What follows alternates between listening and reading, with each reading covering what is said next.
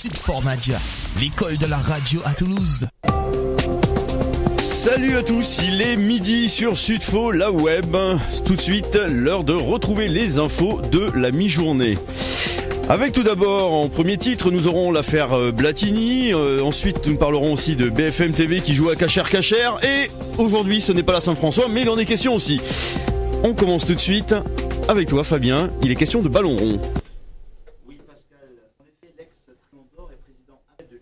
A déclaré hier retirer sa candidature à la présidence de la FIFA et vouloir se consacrer à sa défense. Michel Platini, suspendu pour 8 ans de toute activité liée au foot et l'élection étant prévue le 26 février, le calendrier était trop serré pour épuiser les différents recours avant la date limite de dépôt des candidatures fixée le 26 janvier. En se retirant, l'ancien numéro 10 français fait le choix de se consacrer à sa défense afin de prouver son innocence sur les faits reprochés, à savoir ce fameux versement de plus d'1 million d'euros en 2011 pour un travail de conseiller de Sepp Blatter, actuel président de la FIFA.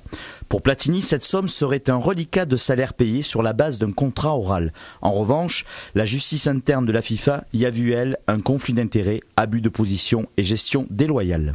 Effectivement, il n'y en a pas un pour remplacer l'autre. Espérons que tout ça un petit peu va devenir un peu plus honnête dans les jours et les mois à venir.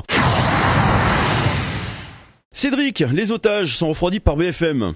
Finalement, les otages de l'hypercachère qui accusaient BFM TV de les avoir mis en danger, en révélant pendant le drame de janvier 2015 que l'un d'entre eux se cachait dans la chambre froide, n'iront pas en justice. Ils ont retiré leur plainte après un accord avec la chaîne d'info, un accord qui apporte de l'apaisement aux ex-otages et à leur reconstruction, ont confié leurs avocats à l'AFP. Autre point de l'accord, BFM TV va verser 60 000 euros au Fonds social juif unifié pour le soutien des victimes de terrorisme, à la demande des anciens otages qui avaient été soutenus par l'association après l'attaque de l'hypercachère. C'était un point sensible car la chaîne d'information ne voulait pas donner l'impression d'acheter le silence ou la souffrance. Les 6 plaignants vont se désister de leur plainte, conclut l'avocat. Oui, effectivement, dans cette histoire, vivement que tout le monde arrive à avoir gain de cause. Aymeric, une fois de plus, quand on pense en François, on pense à Jarnac. Oui, c'est un point de vue. Alors François Hollande s'est recueilli ce vendredi matin, jour du 20e anniversaire de la mort d'un autre François Mitterrand, devant le caveau de l'ancien président. Le chef de l'État est arrivé une fois n'est pas coutume sous une pluie légère à 11h15 au cimetière de Jarnac, en Charente. Il était notamment entouré de Mazarine Pinjot et de Gilbert Mitterrand, 2 des 3 enfants de l'ancien chef de l'État.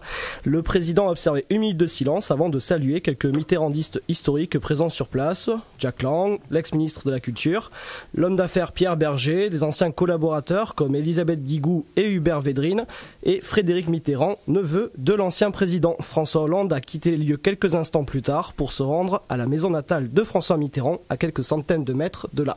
Merci Aymeric pour ces précisions. Petite info quand même sur le plan musical, et oui, il faut quand même pas oublier qu'aujourd'hui c'est les 69 ans du grand David Bowie, Ziggy Stardust, Aladdin Sane, Major Tom, tout ça je pense que les aficionados connaissent. Et en plus de ça, il est question d'un nouvel album, Black Star, pour les grands fans du grand David. Je pense que ça va être encore un régal, et c'est ses 69 ans, décidément il ne les fait pas. Sud Formadia, l'école de la radio à Toulouse.